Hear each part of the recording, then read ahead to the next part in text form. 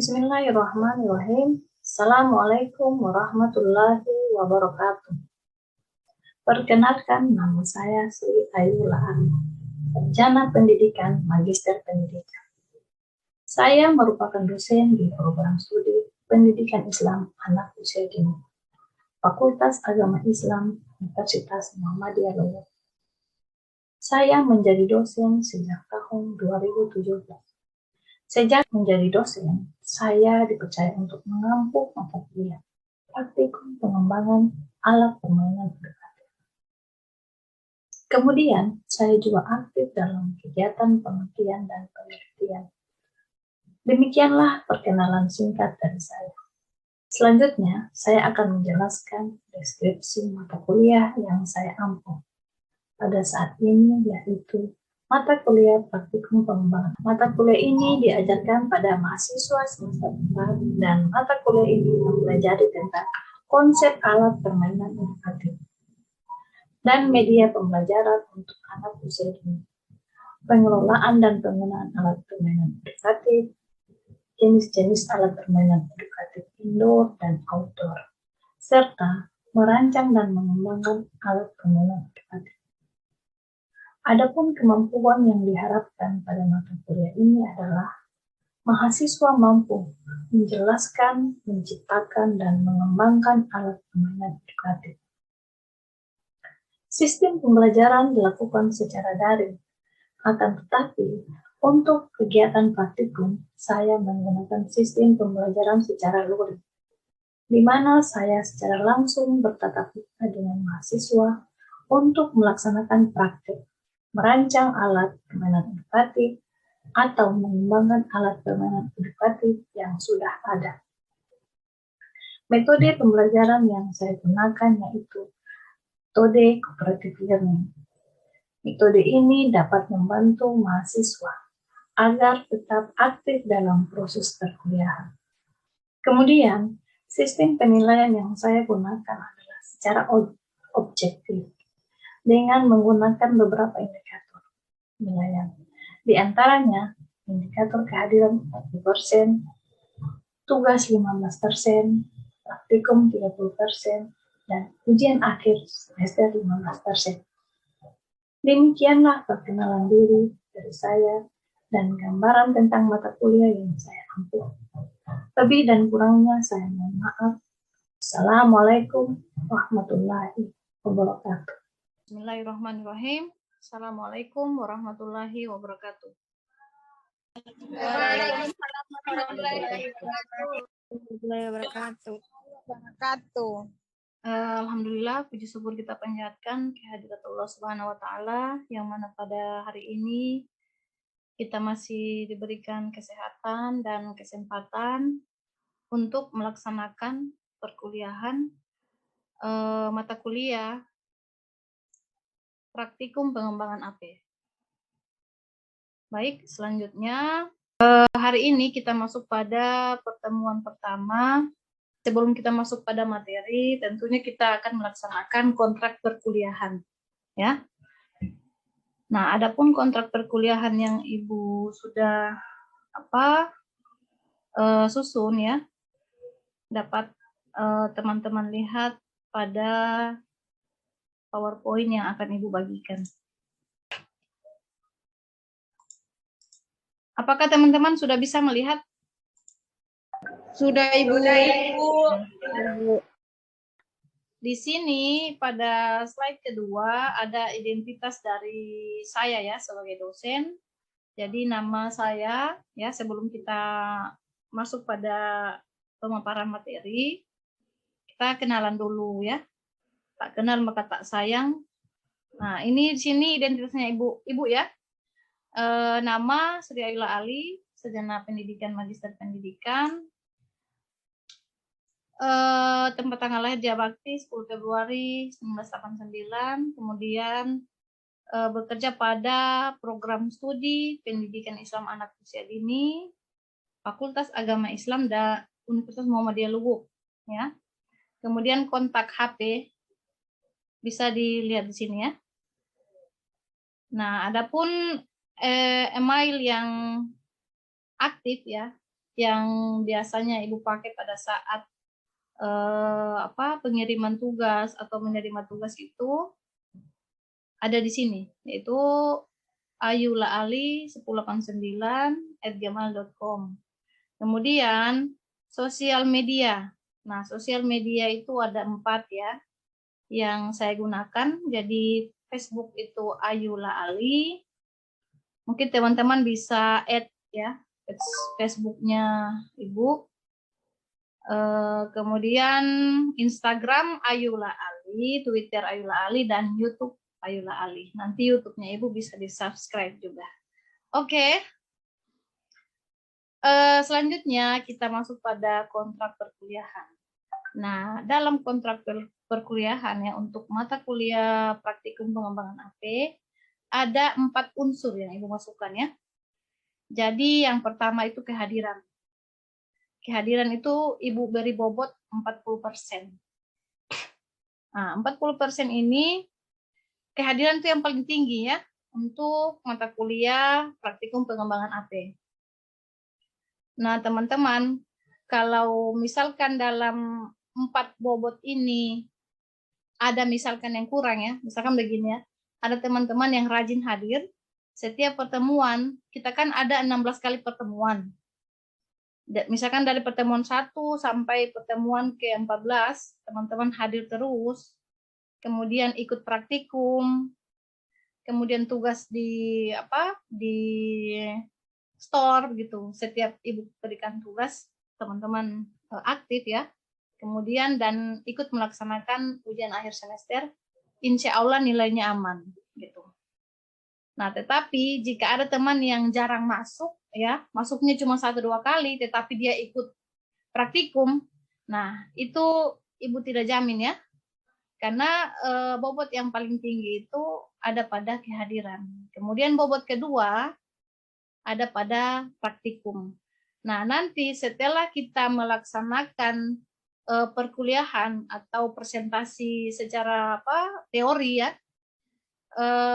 setelah itu kita akan melaksanakan praktikum atau praktek membuat alat permainan edukatif gitu. Nah, kemudian ada tugas. Nah, tugas ini sudah yang nanti setelah pertemuan kelima, Ibu akan membagikan kelompok. Jadi setelah pertemuan kelima, dari pertemuan ke-6 sampai ke-9 itu ada pembagian kelompok, kemudian teman-teman akan mempresentasikan materinya berdasarkan kelompok yang sudah Ibu bagi ya, seperti itu. Kemudian yang terakhir ujian akhir semester. Nah, ujian akhir semester ini dia berada pada akhir pertemuan gitu. Biasanya dia kalau semester genap itu ada pada bulan Juni gitu. Oke, selanjutnya kita masuk pada tata tertib perkuliahan ya.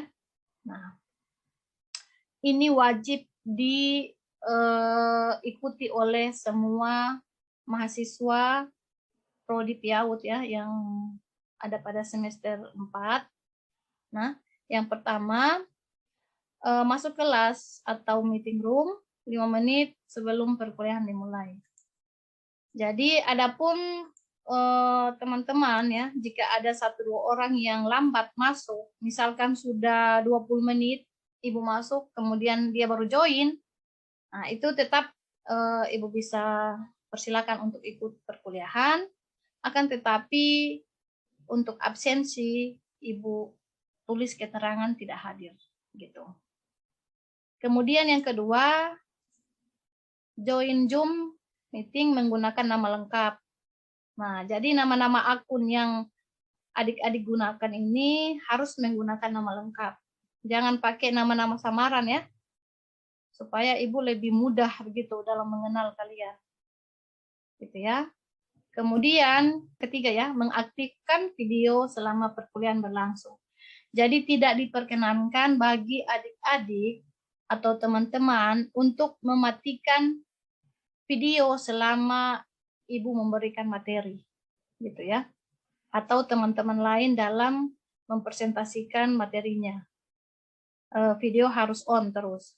Kemudian keempat ya, mematikan audio selama penjelasan berlangsung, kecuali jika diskusi atau ada pertanyaan. Ya, selama saya memberikan materi, menjelaskan materi, audionya itu di mute ya, di mute, tidak ada yang dinyalakan, kecuali jika ada sesi tanya jawab atau ada teman-teman yang mau bertanya. Selanjutnya, dilarang melakukan kegiatan seperti makan, berbaring, dan minum. Jadi selama proses pembelajaran di mana Ibu menjelaskan materi-materi yang akan Ibu sampaikan, itu tidak ada mahasiswa yang ada sementara makan, kemudian ada juga yang minum, apalagi yang baring-baring ya, tidak ada. Jadi semua dalam keadaan duduk. Selanjutnya yang terakhir, meminta izin secara langsung jika berhalangan hadir. Jadi untuk adik-adik mahasiswa, jika kamu merasa kamu tidak bisa mengikuti jam mata kuliahnya Ibu persilakan untuk mengirim pesan ya, atau juga bisa menitip pesan ke ketua tingkat dengan memberikan keterangan. Misalkan kalau ada yang sakit, disampaikan saja gitu. Selanjutnya prinsip perkuliahan ya. Jadi ada 6 poin yang harus teman-teman perhatikan ya ketika mengikuti mata kuliah praktikum pengembangan AP. Jadi yang pertama, pada pertemuan kedua sampai keempat materi akan dibawakan oleh dosen atau saya sendiri ya. Jadi setelah ini kita kan pertemuan awal itu kontrak perkuliahan. Kemudian yang kedua sampai keempat saya ya sebagai dosen akan memberikan materi gitu, materi terkait dengan mata kuliah praktikum pengembangan AP. Nah, kemudian pada pertemuan ke-5 sampai pertemuan ke-9 materi akan dibawakan oleh mahasiswa berdasarkan pembagian kelompok yang telah dibagi gitu. Atau presentasi kelompok. Ini memang biasanya sebelum-sebelumnya juga seperti itu ya. Jadi Ibu memakai sistem diskusi, metode diskusi, yang mana pada pertemuan ke-5 Ibu akan membagi materi ya, sampai pertemuan ke-9 membagi materi berdasarkan kelompok. Jadi akan dibagi 5 kelompok, 4 sampai 5 kelompok. Nah, setelah itu teman-teman mahasiswa atau adik-adik mahasiswa akan mempresentasikan berdasarkan materi yang sudah dibagi. Kemudian yang ketiga, mahasiswa aktif pada setiap pertemuan. Jadi aktif yang dimaksud ini, setiap Ibu menjelaskan, mahasiswa wajib memberikan respon. Gitu. Apakah ada yang mau bertanya, apakah ada yang mau memberikan masukan, boleh, gitu ya. Nah, tentunya kita harus memakai etika juga, gitu. Nanti ada saat atau waktu-waktu di mana mahasiswa atau adik-adik bisa dipersilakan bertanya, gitu ya. Kemudian pada poin keempat, pada pertemuan ke-10 sampai dengan 15, mahasiswa melaksanakan kegiatan praktikum pembuatan alat permainan edukatif secara berkelompok sesuai dengan pembagian kelompok oleh dosen. Jadi untuk pertemuan ke-10 ya, setelah kita mengadakan atau setelah kita melaksanakan presentasi kelompok ya, memaparkan secara konsep ya, teori. Setelah itu kita akan masuk pada praktek. Jadi kita akan melaksanakan kegiatan praktikum. Jadi teman-teman akan membuat AP sendiri. Ya, tentunya ketika kita melaksanakan kegiatan praktikum, kita akan bertatap muka secara langsung di kampus ya. Jadi ada 5 kali pertemuan ya, yang mana kita akan secara langsung bertatap muka di kampus seperti itu. Kemudian yang kelima, mahasiswa wajib mengikuti kegiatan praktek karena menjadi syarat lulus pada mata kuliah tersebut. Jadi memang ini praktek ya atau praktikum itu menjadi syarat lulus ya bagi mahasiswa. Kalau teman-teman atau adik-adik mau lulus untuk mata kuliah ini, ya itu wajib mengikuti kegiatan praktek. Karena pada saat kegiatan praktek, apa yang sudah kita dapatkan pada pembahasan-pembahasan sebelumnya akan kita aplikasikan gitu ya. Bagaimana cara membuat alat peraga, tentunya kita sesuaikan dengan kondisi setempat ya, di mana kita berada. Kemudian yang terakhir, jika ada mahasiswa yang tidak mengikuti kegiatan praktek, maka mahasiswa yang bersangkutan wajib memprogram kembali pada semester berikutnya, gitu. Jadi kalau kamu tidak mengikuti kegiatan praktikum, secara otomatis ibu tidak akan luluskan dan kalian harus memprogramnya kembali pada semester berikutnya. Baik, yang selanjutnya etika berpakaian saat perkuliahan. Nah, di sini ada 6 poin ya yang harus diperhatikan oleh teman-teman. Jadi yang pertama menggunakan pakaian yang sopan dan rapi, gitu ya.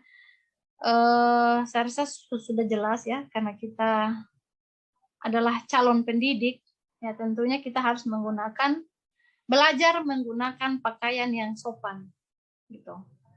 Ya, kemudian yang kedua, menutup aurat menggunakan hijab atau jilbab bagi wanita. Kemudian bagi laki-laki tidak memakai anting dan kaos ya, karena kita di prodi pendidikan Islam anak usia dini tidak ada laki-laki ya.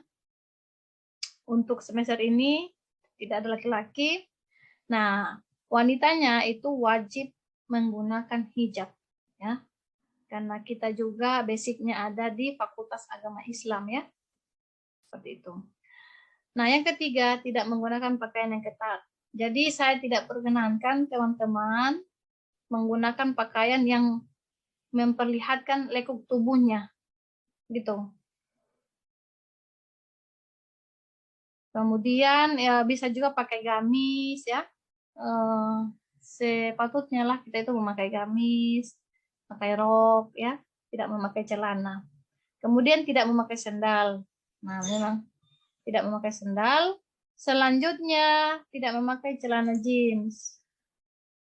Jadi kalau mahasiswa prodi pendidikan Islam anak usia dini, karena basicnya itu ada di Fakultas Agama Islam, jadi memang kita dilarang memakai celana yang memperlihatkan lekuk tubuhnya kita, apalagi celana jeans ya.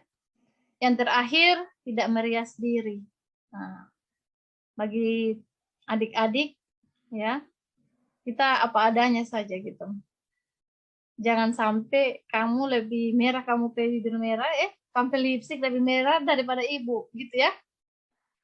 Jadi menggunakan lipstik yang mencolok itu dilarang ya. Oke, baik. Bagaimana mungkin ada teman-teman yang mau merespon terkait dengan kontrak perkuliahan yang sudah Ibu paparkan tadi? Saya persilahkan kalau ada. Jadi kita sepakati dulu ya. Kalian sudah sepakat ini semua? Sudah setuju dengan aturan yang Ibu tentukan tadi itu? Sudah sepakat Ibu. Sepakat ya. Nah, di sini pengertian AP adalah segala sesuatu yang dapat digunakan sebagai sarana atau peralatan untuk bermain yang mengandung nilai edukatif dan dapat mengembangkan seluruh kemampuan anak. Jadi AP itu segala bentuk atau apa saja yang bisa ibu guru gunakan ya ketika ibu guru melaksanakan proses belajar mengajar. Jadi apa saja yang ibu guru gunakan ketika ibu guru mengajar, nah itu sudah yang dikatakan dengan AP. Nah tentu saja AP itu dia harus mengandung asas manfaat ya, atau ada nilai edukatif, harus mengedukasi. Jadi tidak sembarang kita menggunakan AP. Seperti yang kita ketahui bahwa media atau alat peraga yang akan kita pakai untuk atau kita gunakan untuk proses belajar mengajar harus yang bisa anak jangkau, itu yang pertama. kemudian mudah dimengerti. Jadi kita memberikan rangsangan kepada anak supaya anak itu dia bisa bereksplorasi, dia berimajinasi, dia berpikir dengan apa yang dia lihat. Tentunya yang dia lihat itu apa yang guru berikan kan, alat peraga yang ibu guru perlihatkan. Nah setelah itu kan pasti anak akan timbul imajinasi anak. Nah kemudian yang ketiga, memberikan kesenangan pada anak saat bermain. Jadi memang hakikat dari pembelajaran untuk anak usia dini itu adalah dilakukan dengan kegiatan bermain. Nah, ini persyaratan dalam pembuatan AP ya. Kalau kami Bu, kalau misalnya pembelajaran misalnya tema binatang, itu kami printkan sebuah hewan yang berbentuk binatang. Biasa kadang kita suruh menggunting sambil menempel. Habis setelah itu kita suruh misalnya hewan ayam. Situ kita orang tulis dia punya huruf, habis itu orang tanya awalan huruf ini hewan ini apa. Jadi orang biasa lihat oh ayam. Jadi situ kita perkenalkan juga huruf A kecil dengan huruf A besar. Begitu salah satu contohnya. Sama Ibu begitu juga, kita biasa print kayak seperti buah-buah seperti itu, baru digunting lalu ditempel di buku menempelnya mereka. Gitu ya. Jadi memang kita ini sebagai guru ya, kita orang itu harus memiliki kreativitas gitu. Nah, bagaimana kita mau menciptakan anak yang kreatif, tetapi kalau gurunya tidak kreatif itu tidak akan terjadi begitu ya.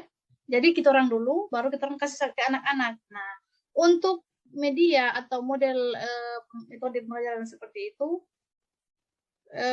saya rasa sudah perlu dikembangkan, gitu ya.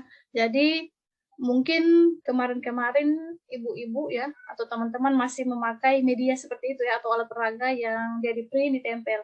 Nah, bisa saja ibu-ibu melakukan inovasi begitu. Inovasi dalam artian ibu kembangkan apa yang sudah pernah ibu berikan. Jadi mungkin dulu di print, nah sekarang mungkin bisa jadi ibu membuat alat peraga ya yang bahan-bahannya itu sudah tersedia di lingkungan. Artinya bisa bahan bekas, bisa juga yang yang dibeli gitu. Bahannya ya, saya maksud bahan. Oh, Ibu pernah kalau begitu, pernah saya buat dari daun pisang, buat bunga-bunga dari kan warna kuning itu kecoklatan, itu daun pisang yang sudah tua. Kemudian torong gunting, habis itu taruh di tengahnya. Jadi kurang lebih seperti itu ya. Kalau Asbiati pernah melakukan itu ya, yang saya maksud itu demikian. Jadi kita orang sudah bisa mengembangkan media yang kita orang pakai. Jadi kalau sebelum-sebelumnya Baprin ya mungkin selanjutnya bisa memanfaatkan media alam juga boleh, atau media yang yang bisa kita beli bahannya seperti kertas karton atau kain flanel. Itu ya kita masuk pada syarat membuat AP. Jadi yang pertama aman. Nah tentunya memang harus aman ya, karena yang mau menggunakan itu anak-anak gitu. Kemudian yang kedua, ukuran dan berat AP harus sesuai dengan usia anak. Nah ini juga dia harus praktis ya. Jadi praktis itu dalam artian anak-anak itu bisa jangkau. Kemudian desainnya harus jelas ya, iya memang harus jelas ya. Kemudian yang keempat, AP harus mempunyai fungsi untuk mengembangkan berbagai aspek perkembangan anak. Jadi memang AP yang kita gunakan itu seharusnya sudah kita orang rancang ya untuk mengembangkan kemampuan anak. Boneka tangan sebagai alat peraga ketika ibu guru mengajar. Nah, boneka tangan itu tentunya ibu harus kan sebelum ibu mengajar ada RPPH. Nah, di RPPH itu kan sudah disusun indikator apa saja yang akan kita orang capai ke anak ini kan, seperti itu. Kemudian yang kelima, dapat dimainkan dengan berbagai variasi. Nah, ini tergantung dari gurunya sebenarnya ini. Kalau gurunya mampu berpikir kreatif ya, tentunya pasti anak-anak itu akan tertular juga. Misalkan permainan balok ya, permainan balok dia susun, bisa dia buat seperti bentuk bangunan, bisa dia buat seperti bentuk senjata, bisa juga dia buat seperti bentuk transportasi. Nah, itu yang dimaksud dengan dia berbagai variasi. Jadi dalam satu AP ada beberapa variasi yang bisa dia gunakan di situ. Kemudian menarik. Nah, ini menarik ini so jelas pasti menarik ya, karena anak-anak itu ini kuncinya salah satu ya, kalau mengajar anak-anak itu harus menarik supaya anak itu semangat untuk belajar. Biasanya anak-anak juga suka malas ya karena memang gurunya membosankan begitu. Kemudian yang selanjutnya AP harus mudah diterima oleh semua kebudayaan karena bentuknya sangat umum.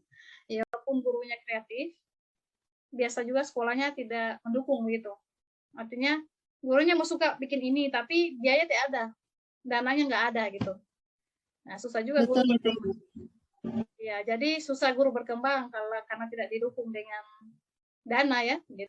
Kemudian yang terakhir, AP harus tidak mudah rusak. Jadi usahakan AP itu bisa dipakai untuk beberapa kali.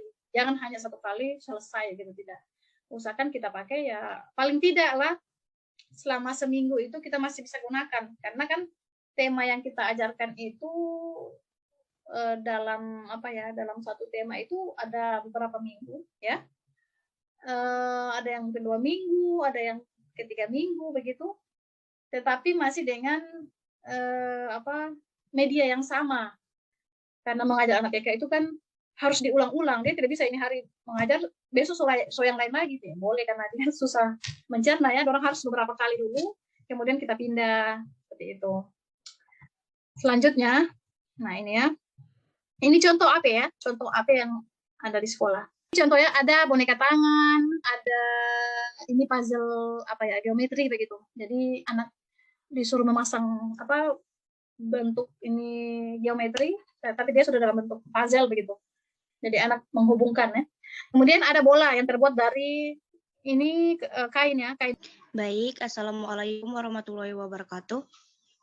Waalaikumsalam warahmatullahi wabarakatuh. Perkenalkan, nama saya Radisa Putri. Saya ingin bertanya Ibu, mengapa kita sebagai seorang guru harus dapat melakukan pengembangan alat permainan edukatif bagi anak usia dini? Oke, baik ya. Terima kasih atas pertanyaannya. Jadi kenapa ya pertanyaannya kenapa?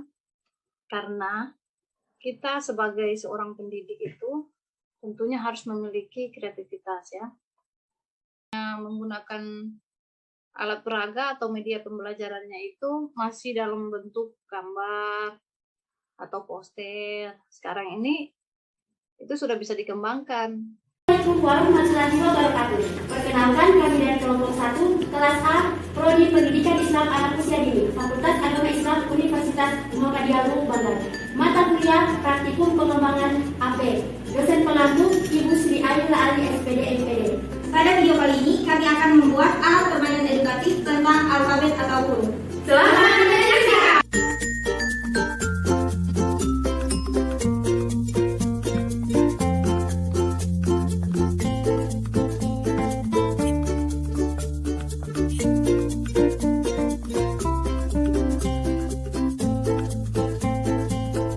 Oke, langkah pertama kita buat gambar pola di kertas HPS, kemudian gunting, dan ini hasilnya.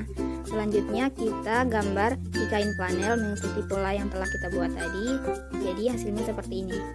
Nah, selanjutnya kita gambar kembali pola es krim dan cupnya, kemudian gambar kembali di kain flanel. Nah, selanjutnya tinggal kita tempelkan menggunakan lem tembak. Jadi teman-teman, ketika kita menggunakan lem tembak, baiknya kita harus hati-hati, jangan sampai mengenai tangan kita.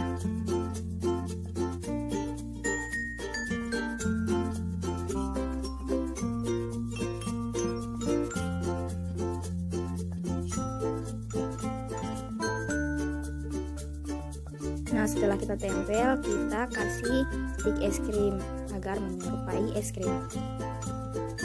Nah, hasilnya seperti ini.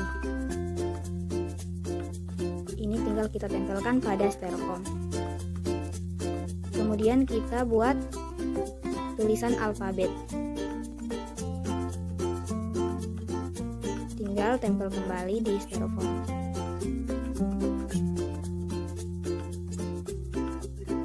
Nah, jadi hasilnya akan terlihat seperti ini. Dadah! Inilah video alat permainan edukatif yang telah kami buat. Alat permainan edukatif ini dapat dikembangkan aspek-aspek perkembangan anak usia dini seperti aspek kognitif, seni dan kreativitas, fisik motorik,